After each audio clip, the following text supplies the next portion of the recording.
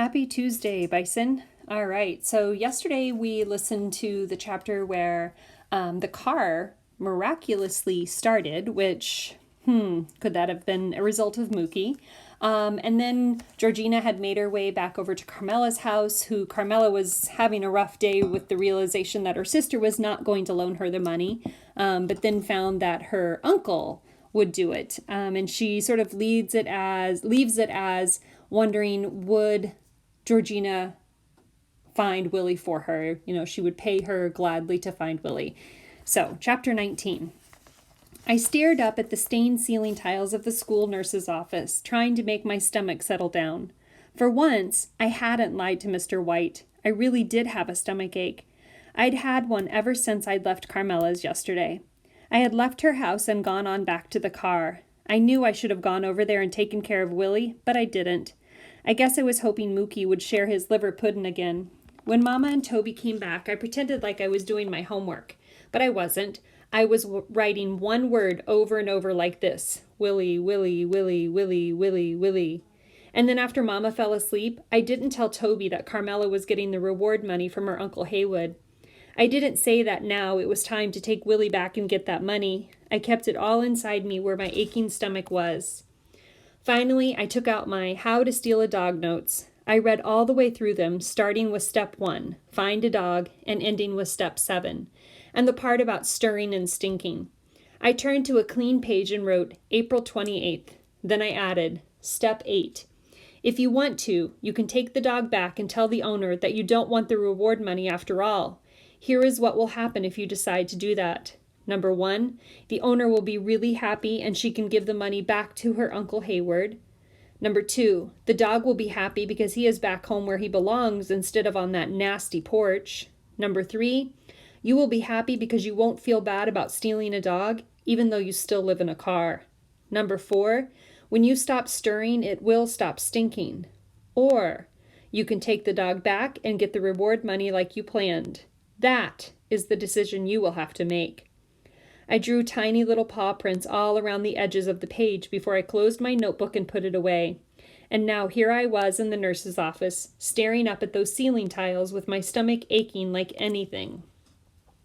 When the bell rang, I told the nurse I felt much better, even though I didn't, and I made my way through the pushing, shoving kids in the hall. Outside, I found Toby, and we headed over to the old house. The whole way there, Toby kept jabbering on and on about stupid stuff, like how his teacher had hollered at him for doing math with a pen and how some kid's gerbil got loose and went under the radiator. As usual, he was lagging behind, but I hurried on ahead. I needed to get to Willie fast. I needed to snatch him up and hug him, and then maybe my stomachache would go away. As we hurried up the gravel road, my thoughts turned to Mookie. I sure hoped he was gone.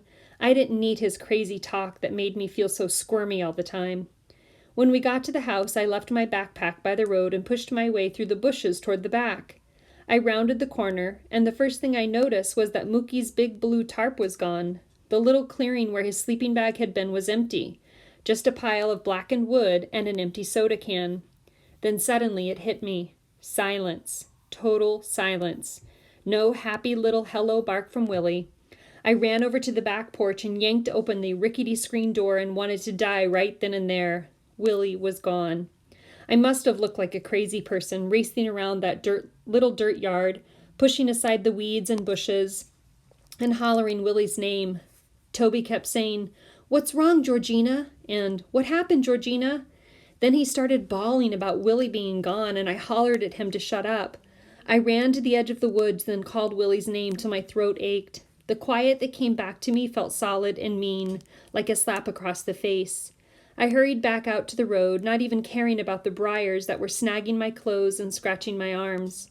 I ran up one side of the road and down the other, peering through the trees and calling Willie's name. Finally, I stopped and held my aching sides, trying to catch my breath. Then I felt Toby punch me in the arm. "Willie's gone!" he hollered, "and it's all your fault!" He looked all wild-eyed and scared. My fault? Yeah! Toby stomped back up the road toward the house. I ran after him and yanked the back of his t-shirt to make him stop. "It's Mookie's fault," I said. "He took Willie. I know he did." Toby's eyebrows squeezed together. "Mookie took Willie?" I nodded. I bet anything he did, I said. He's crazy. What are we going to do? I sat on the side of the road and put my head down on my knees. What were we going to do? I didn't have one single idea. Then, just when I was wishing that gravel road would open up and swallow me whole, I heard the chinga chinga of a bicycle bell. I looked up and saw the best sight I'd ever seen in all my born days. Mookie was pedaling his rusty old bicycle up the road toward us, and trotting along beside him was Willie, his string leash tied to the handlebars of the bike. I jumped up and raced toward them. Mookie stopped the bike, and I scooped Willie up in my arms and buried my face in his warm fur. Then I felt a wave of mad sweep over me. "Why'd you take Willie?" I hollered at Mookie. "Take Willie?" Mookie's eyebrows shot up. "Well, if that don't put pepper in the gumbo," he said. "What's that mean?" I glared at him. I wasn't in the mood for his crazy talk. "Means you better slow your mouth down before you start coming out with such as that," he said. I pressed my face against Willie. His hair was all matted with mud, and he smelled awful. "For your information, Missy," Mookie said, "I was clear on over there by the shopping center when that dog of yours came running up behind me."